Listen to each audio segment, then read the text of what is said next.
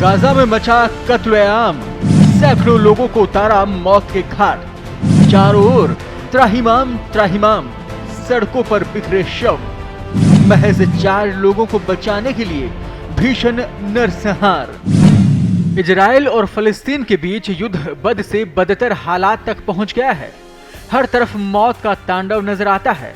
ना इंसानियत दिखती है, ना इंसानियत की उम्मीद। पूरा विश्व इस दर्दनाक युद्ध का एक प्रकार से मौन साक्षी बन रहा है, पर समाधान किसी के पास नजर नहीं आता। दोनों देश आए दिन एक दूसरे पर गोलियां बरसा रहे हैं। अब हाल ही में इजराइल ने गाजा से 4 बंधकों को बचा लिया, लेकिन इजरायली सेना ने 210 लोगों की जान ले ली और हमले के दौरान 400 लोग घायल हो गए हैं। हमास के रेस्क्यू ऑपरेशन के दौरान ये बात सामने आई है। रेस्क्यू ऑपरेशन और उसके साथ तेज हवाई हमला मध्य गाजा के अल नुसीरत में हुआ, जो घनी आबादी वाला क्षेत्र है और अक्सर इजराइल और हमास के बीच संघर्ष का क्षेत्र बना रहता है। एक इजरायली सैन्य प्रवक्ता रियर एडमिरल डेनियल हैगर ने कहा कि ऑपरेशन नुसीरात में एक आवासीय पड़ोस के मध्य में हुआ, जहां हमास ने बंधकों को 2 अलग अलग अपार्टमेंट ब्लॉकों में रखा था।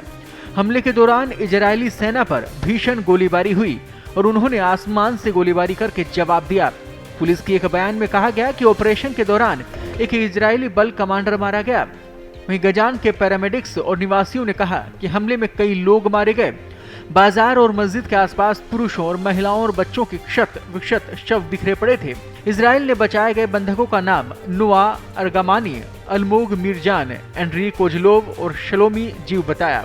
इजरायली सेना ने कहा कि उन्हें मेडिकल चेकअप के लिए अस्पताल ले जाया गया और अब उनका स्वास्थ्य ठीक है। बता दें कि फलस्तीन संगठन हमास ने इन सभी का हमले के दौरान 7 अक्टूबर में नुआ संगीत समारोह से अपहरण कर लिया था। 45 साल के नुसरत के निवासी जियाद ने भी इस घटना को लेकर जानकारी दी है। उन्होंने एक मैसेजिंग ऐप के जरिए रॉयटर्स को बताया कि बमबारी एक स्थानीय बाजार और अल अवदा मस्जिद पर केंद्रित थी। उन्होंने कहा कि 4 लोगों को छुड़ाने के लिए इजराइल ने दर्जनों निर्दोष नागरिकों को मार डाला। आपातकालीन प्रतिक्रिया टीमों ने मृतकों और घायलों को पास के शहर दीर अल बलाह में अस्पताल पहुंचाने की कोशिश की, लेकिन कई शव अभी भी सड़कों पर बिखरे पड़े हैं। और सवाल भी वहीं खड़ा है कि कैसी इंसानियत है और ये कैसा इंसाफ है। आपस की ये लड़ाई इन मासूमों की कब तक जान लेती रहेगी और कब तक विश्व इसका मौन साक्षी बना रहेगा। पत्रिका के लिए कृपाशंकर शर्मा की रिपोर्ट।